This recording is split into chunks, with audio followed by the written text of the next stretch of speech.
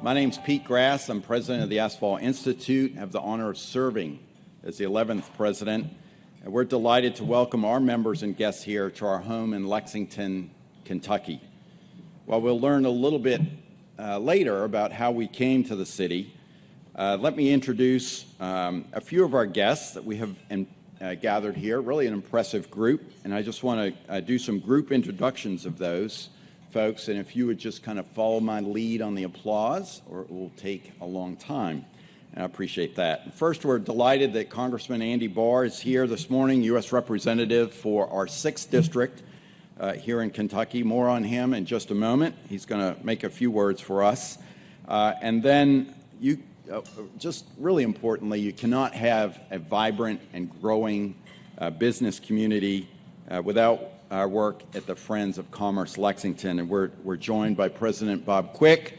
He's here somewhere in the audience. I've lost him. Bob, there he is, back there. Bob, thank you. I haven't had a chance to say hello yet. And Executive Vice President Gina Greathouse is here too somewhere. There she is. Thank you. And their staff. They've done a lot of work to make this day easier for us, and they've really done the heavy lifting for us to get us and the city ready for today. Thank you. Similarly, the Visit Lexington crowd, Visit Lex as they're known, is one that I never see here in Lexington, but I run into in cities across the country as they tirelessly promote Lexington as a tourism and business destination. And if you get out of here without saying hi or getting a hi from some of that crowd, it'll be a real surprise. But how about a special hand for our guests from the city this morning?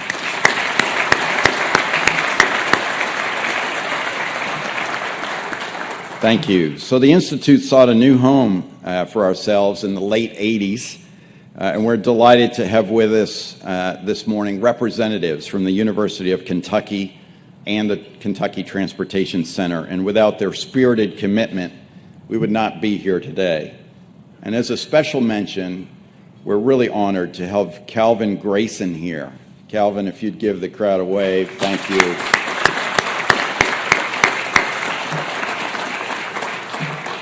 He's a UK graduate in civil engineering, longtime employee of the old Kentucky Department of Highways and its successor, the Department of Transportation. And he was the first professional engineer to lead the organization when he became its secretary in 1977. Later in 1983, he headed the Kentucky Transportation Center at the University of Kentucky, and he was in this key position when we were looking for a home, and it was fortunate for us that he was. Joe Crabtree is the center's current director, and he was Calvin's driver this morning, enabling Calvin to come here. We're very pleased that you offered Calvin a ride, and I appreciate that. Please join me in welcoming him. Thank you.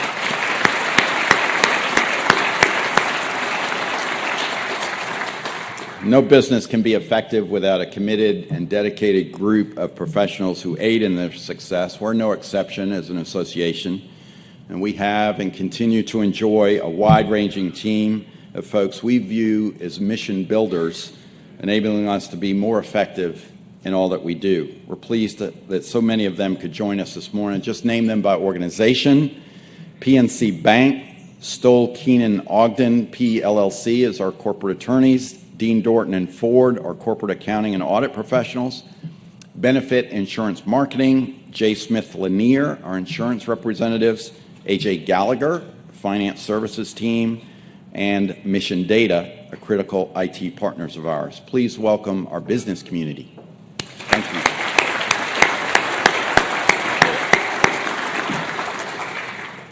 What you see here today represents a great deal of planning, but also careful work to build out those plans. Work on the foundation's courtyard, which we'll learn about later.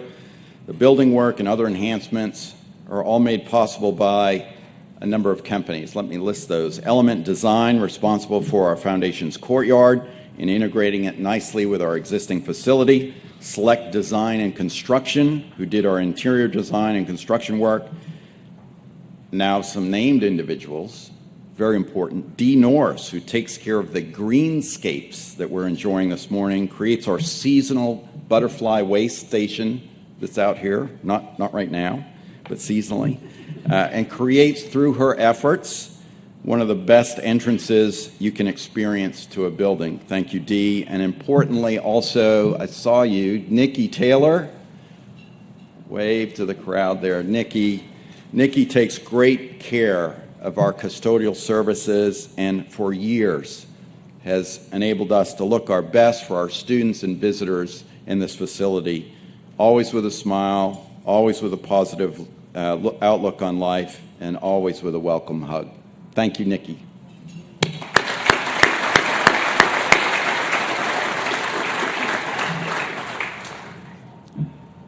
The Institute prides itself on the longevity of service we've enjoyed from many of our employees, their commitment to the industry, our members, and our organization as a whole is remarkable. We're pleased that several of our former employees could make the journey with us today.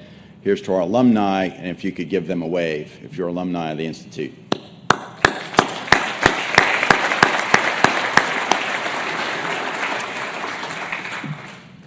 And lastly, a few of our important Asphalt Institute leaders and members. Kat Crownover of Valero Energy, 2019 Chair of the Asphalt Institute, hails from San Antonio, Texas. Austin Miller of World Oil, 2019 Chair of the Asphalt Institute Foundation, hails from Southgate, California. And these individuals are joined by many of our other members from across North America this morning as we celebrate our homecoming here in Lexington. Please join me in welcoming our leadership and members this morning.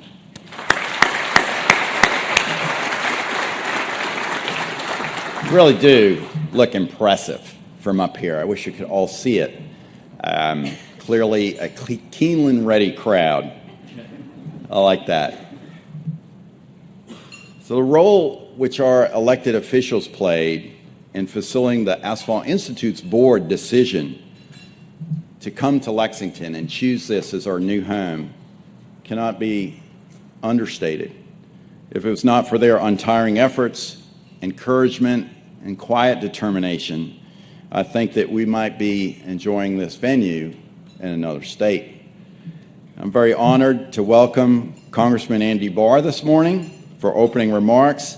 He has served as the U.S. Representative for Kentucky's 6th Congressional District since January of 2013. He's a member of the Committee on Financial Services, is ranking member of the Oversight and Investigations Subcommittee, and is also a member of the House Committee on Veterans Affairs. Please help me welcome Congressman Barr.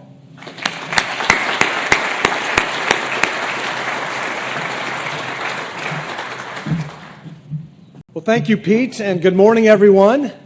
Welcome to the heart of the Bluegrass. For those of you who haven't been to this part of the country, welcome.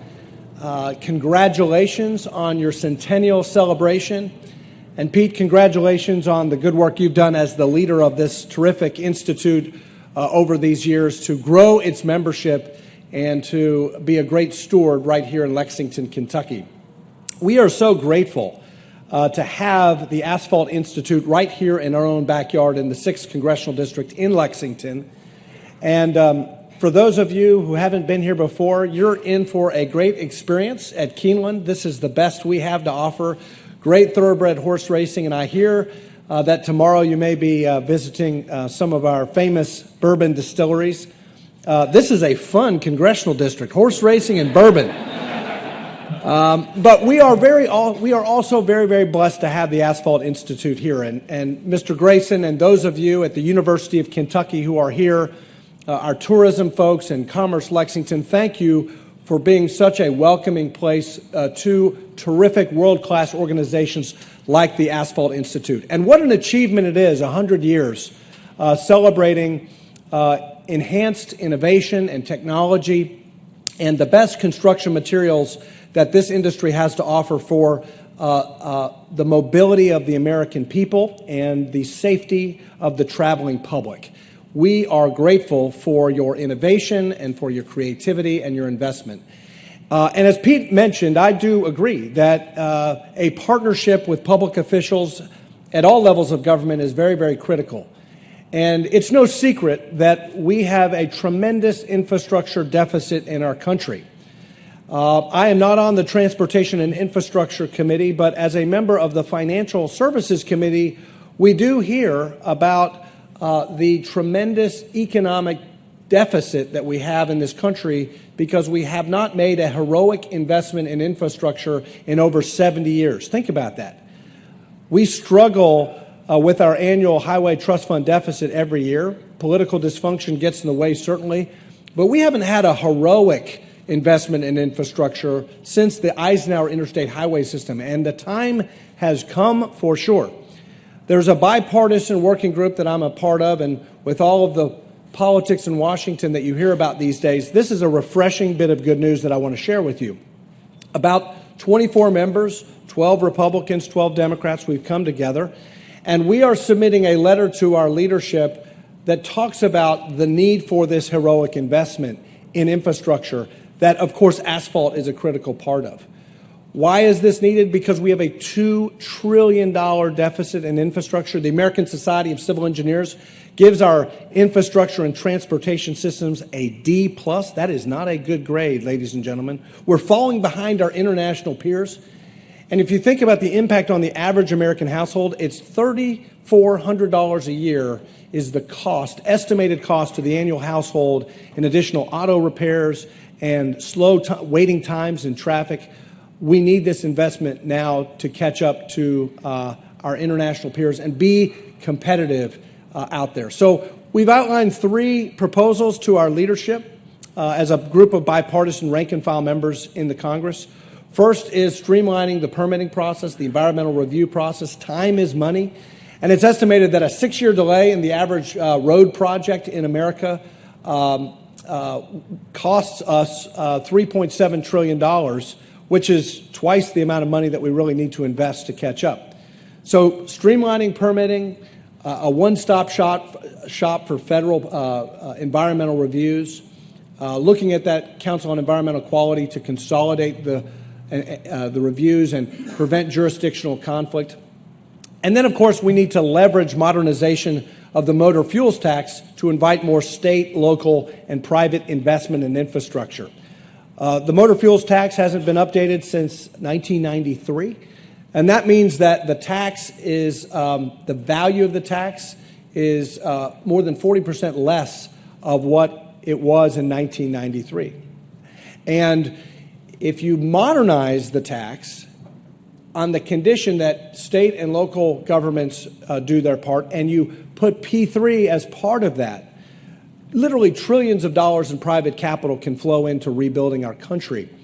And we see that on the Financial Services Committee, that the private providers of capital, especially in the insurance industry, they're looking for the long-dated investment that will match their long-dated liabilities.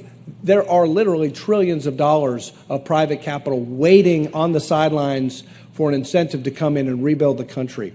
And then the final point that I would make is that we think that the way to attract political support across the political spectrum would be not necessarily to bring back earmarks, but to at least have a community-directed program where every congressional district in the country, where build grants are oversubscribed and we don't have enough money for every worthy build grant out there, but every congressional district should get an allotment that community directs for projects worthy of federal investment.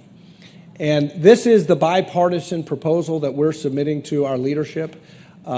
We need to walk and chew gum at the same time. And our argument to our leadership is, and to the administration, if this group of bipartisan members can come together around those 3 basic principles, so should the leadership in our Congress, and so should the administration. So once again, thank you all very much for what you do. Thank you for enhancing the economic competitiveness of our country. Thank you for keeping the safety and the mobility of the American public front in mind. Thank you for your innovation. Thank you for being right here in central Kentucky. We are very, very proud to have the Asphalt Institute here, and congratulations on your 100-year anniversary.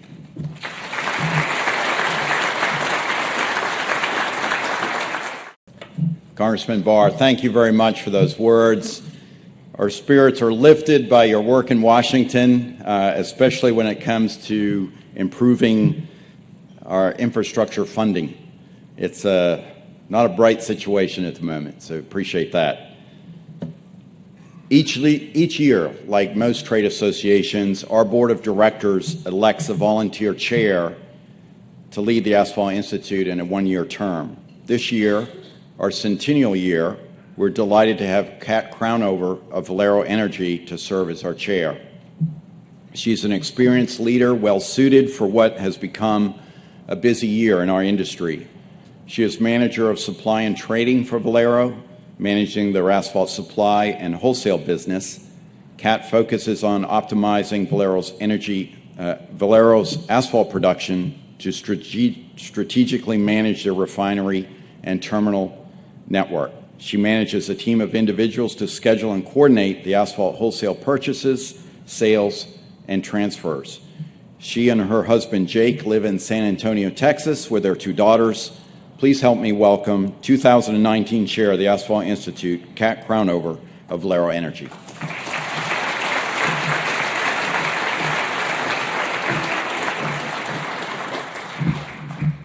Thank you, Pete. Good morning, everybody. Congressman Barr, our local business partners, guests, Asphalt Institute members, and staff, welcome to this event, our homecoming during our centennial year. I'm delighted that so many of our community partners have joined us today for this special event. You are important to us for many, many reasons, and we treasure that long-standing relationship and support that you for all your hard work. Our Institute leadership and our members and our staff here in Lexington sincerely appreciate your efforts. From our airport reception to the downtown welcome that we enjoyed last night, it is clear that Lexington and the Bluegrass region is a warm and welcoming community, and we're pleased to call it home. Today's celebrations represent an important stop on this journey, and this year we cross all across the country, celebrating our 100 years of service. Formed in 1919 at the Union League Club in New York, we've grown tremendously from our original 11 members to 126 today. We collectively represent 90% of the liquid asphalt in North America alone. That representation lets us speak strong and collective voice on matters of interest to our members.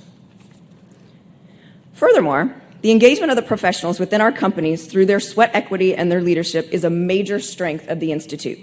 We appreciate our relationship with the University of Kentucky, the Kentucky Transportation Center, and the help of all of our local and federal elected officials. 100 years. That's a long time. It's 3 generations.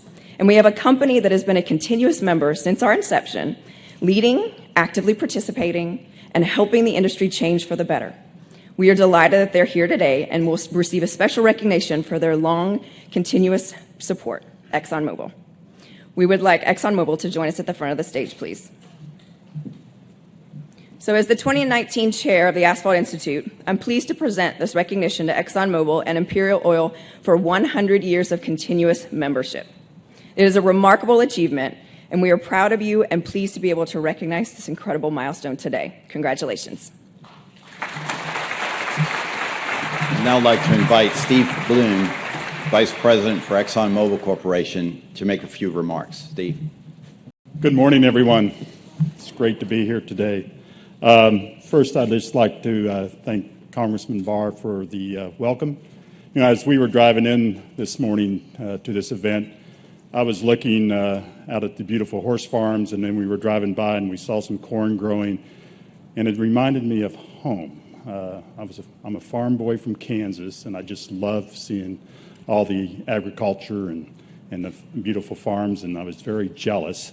But I was just thinking to myself how lucky the people of Lexington, Kentucky must be to live in such a beautiful place, and how wonderful the people are here in Lexington, Kentucky. So, very nice.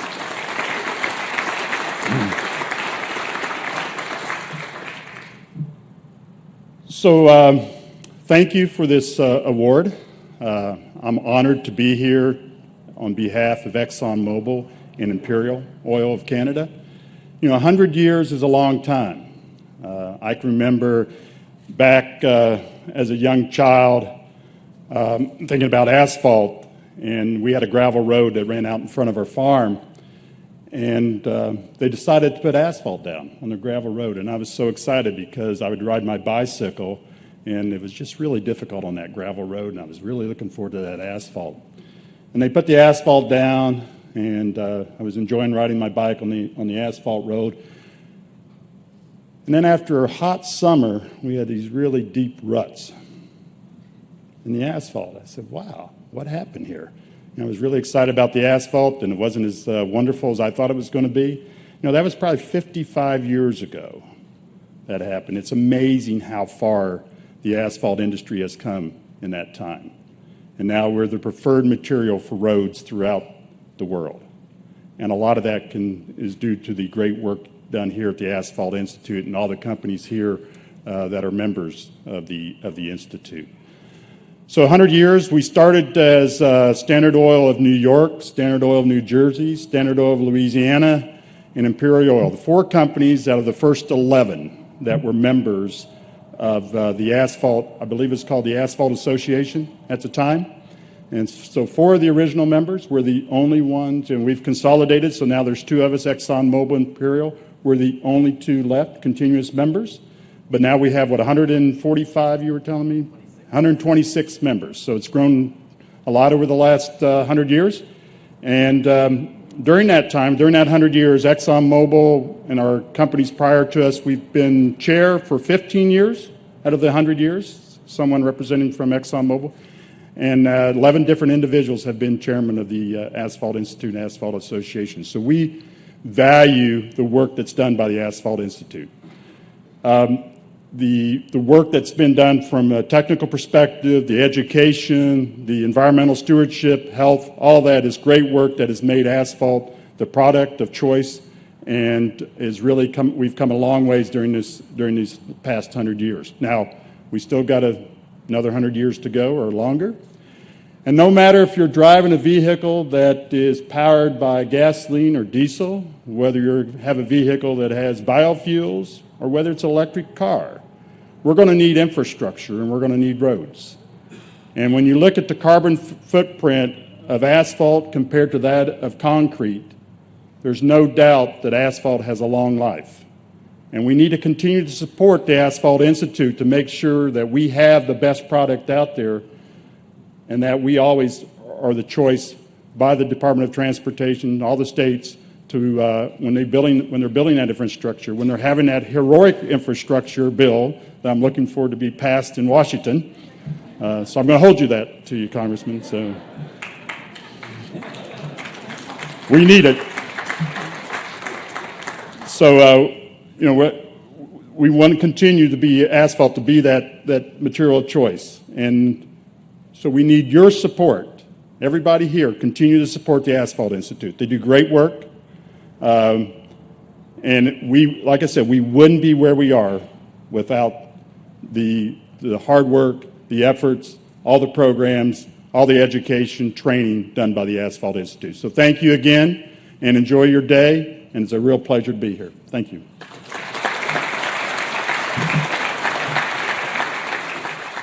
Steve, thank you again. We appreciate those remarks, and certainly the presence of your whole team here today. Those here and others before you for generations have had a major and positive impact on our industry and certainly us as an organization. Century of service, it's remarkable, and a high bar for us all to fill in the future. Thank you again. So several years ago, planning began in earnest for this day, for this year, our century. And our board appointed 4 individuals to serve on what we called a Centennial Committee to help plan these events. Chair of that group is Bill Kirk of Associated Asphalt, and he's going to be our master of ceremonies for the remainder of the morning. I think most of our members know what that means. Hang on. You might want to get over here and give this lady some business. Bill served as our chair in 2004 and again in 2011. Both were critical times in our history, the first to help us execute a major reorganization which led to improved membership value and better programs. The second, to lead our global industry through an International Agency for Research on Cancer monograph on bitumen and bitumen fumes. That was a culmination of over 20 years of science-based industry preparation, which resulted in favorable outcomes for our industry, a heavy lift. In his day job, Bill is CEO of Associated Asphalt, headquartered in Roanoke, Virginia, a company which has grown from 3 asphalt terminals in 1997 to 34 presently. Please welcome Master of Ceremonies, Bill Kirk.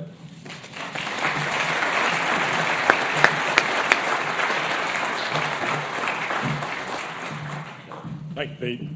When Pete asked me to do this, he sent me, those of you who know Pete, he will tell you what to say, and there'll be a lot of it. And he sent me this to me, and I sent him an email. I said, Pete, you send me all this stuff to do today. I need my salary raised. He writes back very quickly, I'll double it. It's kind of like I tell people that work for me, doubling down on zero is not a good business strategy. But I'm glad to be here. And we'll see if we can work this and make it go. We're going to move cameras around. We're going to be in this tent. We're going to be outside. And hopefully it all works well. If it doesn't, it's that guy's fault over there. Something like that. You know, earlier Pete introduced Calvin Grayson. And few today may realize how instrumental he was in organizing the efforts of so many here in Kentucky to help our board make the final decision to make Lexington our new home. Calvin, we're glad to have you here today, 95 years young and still passionate about the business. You know, we had called the University of Maryland College Park campus our home from January 1955 until 1989 when we moved here. Calvin will recall the competition. It was serious. Schools like Purdue University, University of Texas, Texas A&M, University of California, among others, all wanted the Institute to be on their campuses. Our leadership received a letter from UK's president at the time, David Rosell, thanking us for the opportunity to compete, and compete they did. President Rosell, his team from the university, Calvin is head of the Kentucky Transportation Center, the governor's office, the mayor's office, and many others marshaled resources to present a well-framed proposal in 1988. In August of that year, Governor Wallace Wilkinson and our president at that time, Jerry Triplett, sent out a press release announcing the decision to come to Lexington. Kentucky had won. 3 sites for this headquarters building were originally offered. One, the vicinity of the Carnahan House right near the Embassy Suites on Newtown Pike. One on the main campus south area, and here at the Spindletop Research Park. Obviously, you can see where we ended up. Sounds like a cut and dry deal, but there's always more to the story. Our board and our housing committee, which was led by none other than Fred M. Fazenfeld Sr., who was to be our chair in 1989, wanted more acreage. And you guys who knew Fred can hear him now. He wanted to avoid visual pollution of our site, what we would build here. That got worked out. Folks often ask, and usually these questions come from other universities, what the determinants were in selecting the University of Kentucky over other schools. We know Fred Sr., he was a huge Purdue fan, a graduate of that college, so you know it was an uphill battle with him from the start. But Kentucky overcame even that predisposition. It was really the personal commitment, professionalism, and enthusiasm in the collective effort to win our board over. We have not forgotten that then, and we remember some 30 years later. For example, in the summer of 1988, President Rosell and the presentation entourage traveled to College Park, Maryland to make their pitch. Our members greeted the gathering only to find Rosell wasn't with them. Our board asked, "Where's your president?" The reply, "We made him park the car. He'll be in here in a minute." After Rosell finished his parking duties, the presentation went well. In fact, President Rosell and his team wrapped up the pitch with an a cappella rendition of the state song, "My Old Kentucky Home," sung with the modified lyrics, "Your New Kentucky Home." The deal was clinched. Personal commitment, professionalism, and enthusiasm, we remember. Price was a factor too. Don't be misled by the logos on our membership rolls. The Asphalt Institute is a nonprofit organization after all, and we took advantage of a Kentucky Revenue Development Bond offered by the state through the Kentucky Development Finance Authority. This low-cost loan was instrumental in financing our new building and equipping the research facilities here. Our member, Bob Langdon of Aspen Oil at the time, personally worked directly with the president to get this done. Later, the business community helped. President of National City Bank at that time, Harry Richard, who's here with us today, personally worked with our leadership to retire our debt. And I'm telling you, I've personally worked with him at Keeneland before, and he's a hard worker. A lot of what took place between this decision in the fall of 1988 to come to Kentucky and our groundbreaking on May 15, 1990. Some of you were here then. Calvin Grayson and his wife Jenny were here. Professor Jerry Rose and his wife Patsy were here. There were many others. Time flies. We inked a partnership, but it was born from individuals representing our collective organizations with a goal of mutual benefit and great trust.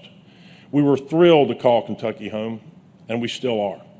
I'd now like to invite Dr. G.T. Lineberry, Associate Provost for Faculty Advancement of the University of Kentucky, to make a few comments.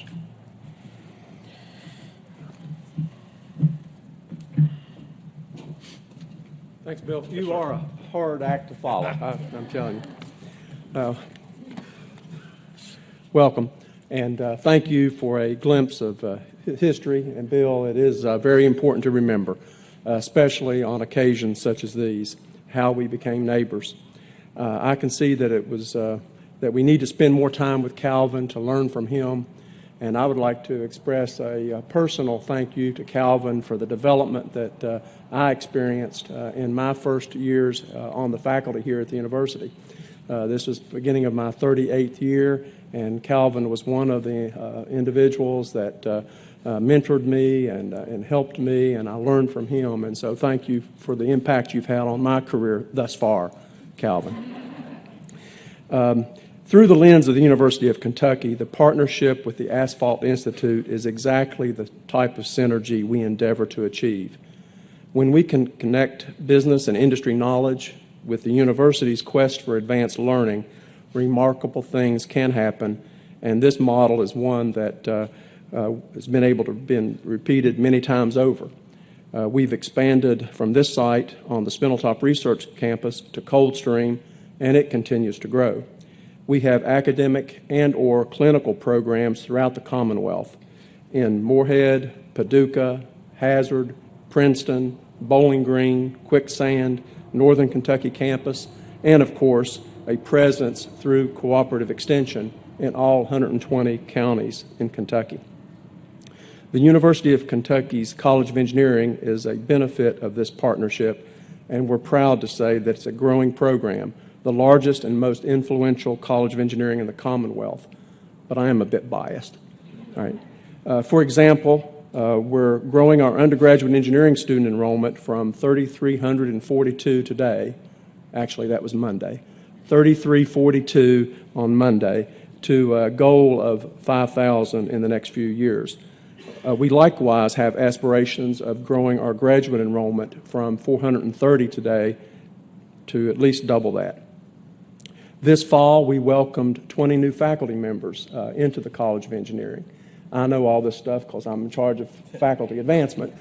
We now have 171 faculty in the College of Engineering at UK, several of whom have research partnerships with the Asphalt Institute. So it's a good news story for the University of Kentucky. There are many things the college is doing that could be boasted about, including expanding our infrastructure, success through our relatively new first-year engineering program, the new Center for Student Success, expanded student and career services, the new Innovation Center, which connects head-to-hand, and many, many other innovations. We're working hard to grow our research enterprise and to expand into non-traditional sources, and so we're intrigued by what the Asphalt Institute and your foundation are doing. We're anxious to learn more and to remain a part of your service to your stakeholders. I heard Rudy Buckheit, the relatively new dean of the College of Engineering, say something on a campus walk video recently, and I had the benefit of going back and listening to it several times so I could get the exact wording right. He said, yes, we're engineers, but we're not the nerdy engineers. We like to partner with people, we like to communicate, we like to engage. Let's figure out how we can work together. So, as we pause today to help you celebrate 30 years in Lexington, 30 years in partnership with the University of Kentucky, and 100 years of service to your industry, let's look around to take stock of the businesses, the organizations, the professionals, and the students that you've touched. It is truly remarkable. So, on behalf of the University of Kentucky, President of the University of Kentucky, Eli Capilouto, the Provost, David Blackwell, the Dean of Engineering, Rudy Buckheit, congratulations to the Asphalt Institute for 100 years of success.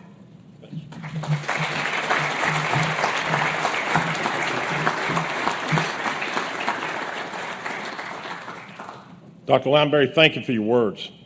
And again, thank you to the University of Kentucky for all of your support over the years. We look forward to a bright future with you, and we appreciate all the basketball players put in the NBA. In addition to the Asphalt Institute celebrating its 100th year, it's important to note that the Asphalt Institute Foundation, AI's charitable arm, is celebrating a milestone of its own. 5 years ago, a group of Asphalt Institute members came together to form this 501c3 public nonprofit foundation with a focus of conducting strategic research and educational activities that not only advance the asphalt industry through strategic binder research, but encourage a new generation of professionals to choose careers in our industry. Importantly, this mission complements that of the Asphalt Institute perfectly. The foundation has experienced much growth over the last 5 years due to, in a large part, to the support of many of you Institute members that are here today, partner organizations, corporate and individual donors. Lots of you are here today and out on the courtyard, and we do appreciate that. Today we are seeing the fruits of our labor with the dedication of the Asphalt Institute Foundation Courtyard.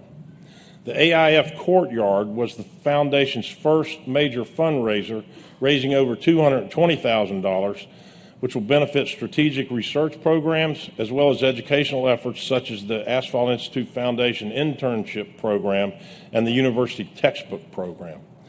Let's now hear from Austin Miller, Chief Operating Officer of World Oil Corporation and Chair of the Asphalt Institute Foundation, for remarks as part of the dedication of the courtyard.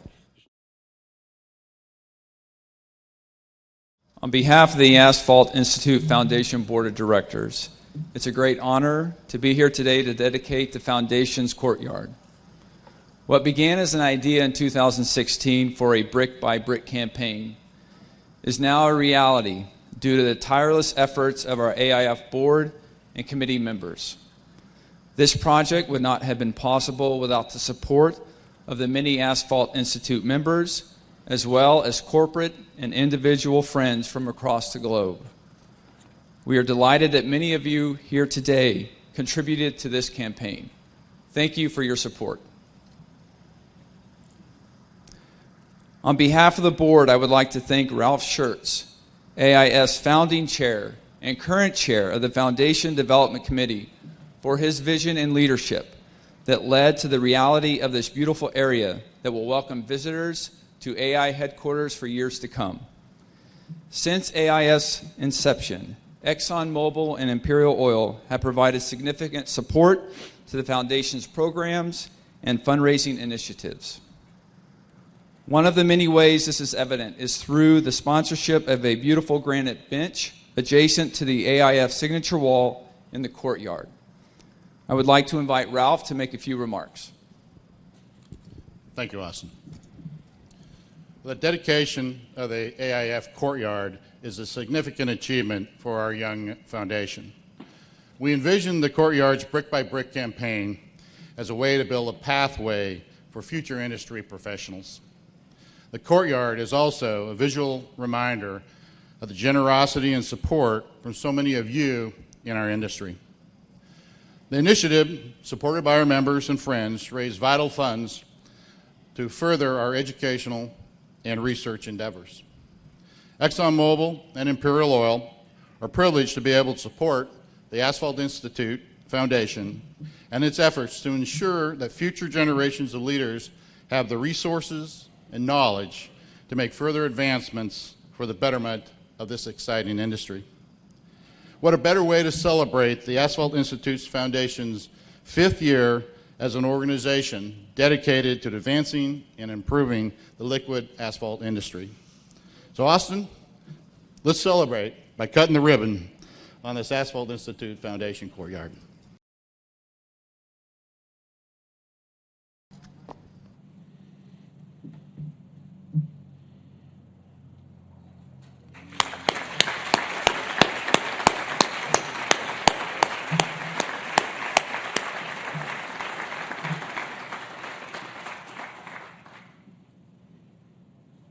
What an exciting time for the Asphalt Institute Foundation. Some highlights of the foundation's work include working with companies like Exxon Mobil and the Heritage Group, who together this year have donated $1 million to fund strategic research through our foundation. Coupled with other gifts, we are well on our way to achieving the vision of the foundation. Thank you to our donors for their support. Other important milestones for the foundation include hosting 28 interns from the Asphalt Institute member companies for a 2-day internship program aimed at exposing them to career opportunities in the asphalt industry. A special thanks goes to the University of Kentucky, who helped us start this intern program. The foundation also organized the inaugural Strategic Asphalt Research Symposium to instigate and stimulate conversation about over-the-horizon issues expected to affect the asphalt industry over the next 20 years. And the best is yet to come, as the foundation will be working to fund strategic research projects by the end of the year. And I'll note, we thank the University of Kentucky for submitting 2 proposals as part of our request for research proposals currently underway. Finally, we will soon be announcing plans for the next STAR Symposium planned for the spring of 2021. Let's give the Asphalt Institute Foundation one final round of applause.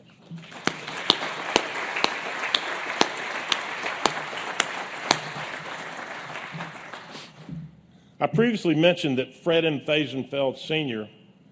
was chair of our housing committee, which was the group that evaluated sites for relocating the Institute from Maryland in 1988-89. I also mentioned he was a Purdue University graduate, and he also served as chair of the Institute in 1989. Sadly, we lost him late last year.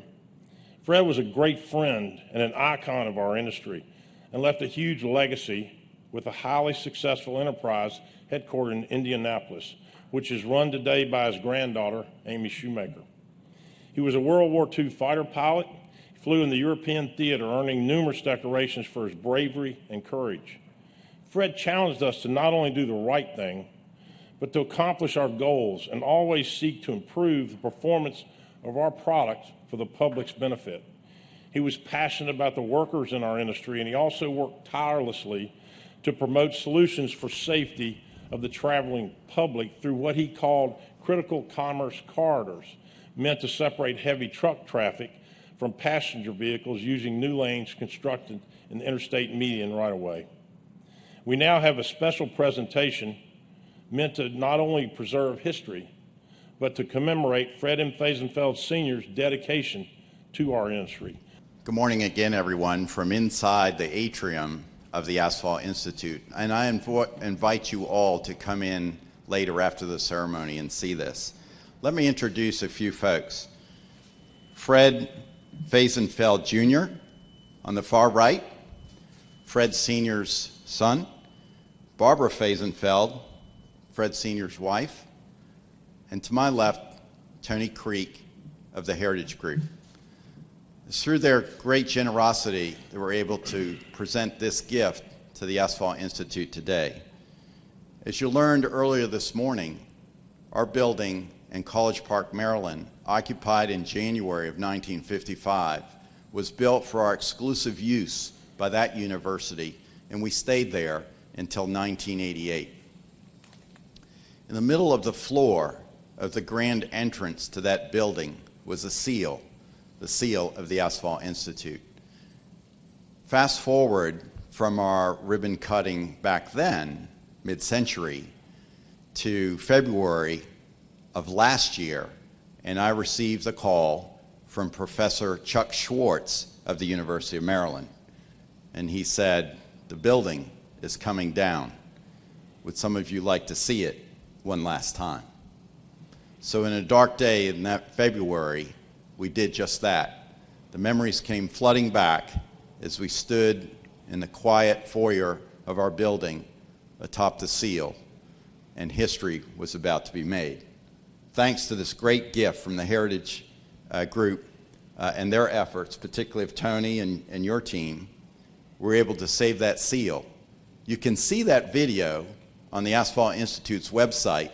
It's going to stay up there for quite a while. I encourage you to do it. It's quite a piece. Tony's brainchild with some of the staff from the Heritage Group. It's a lot of fun, so please take a look at it. So let's unveil it in its new home.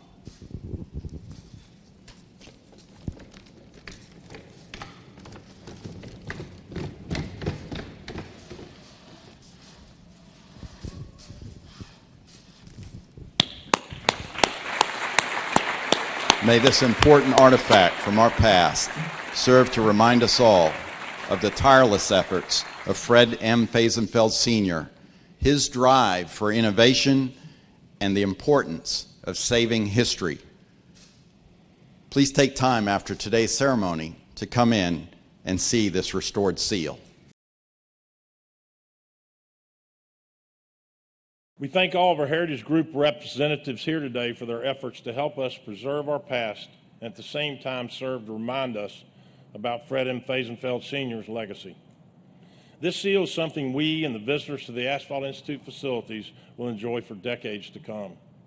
As part of our displays in the building, you will see a time capsule containing artifacts from our past. As some images of its contents are shown on the screens, we wonder what the future holds for our industry. We know that it will take hard work from all of us working together to ensure that we have one of the most enviable transportation networks in the world, giving our countries and local communities the strategic advantage of mobility. We may be at that defining moment in our history, just as President Eisenhower was over 50 years ago when our interstate highway system was envisioned and created. Let's get to work on our future. As we conclude the official portion of our celebrations today, I invite Institute members to head directly to the buses for transportation to Keeneland with a reminder that we will return back here tonight for a reception and dinner with plenty of time to view the courtyard and tour the building. For our guests, please explore the courtyard, find your brick, feel free to take a tour of our facilities here, a place we call home. We are delighted all of you could join us here today on this occasion as we mark our 100th anniversary. Thank you all.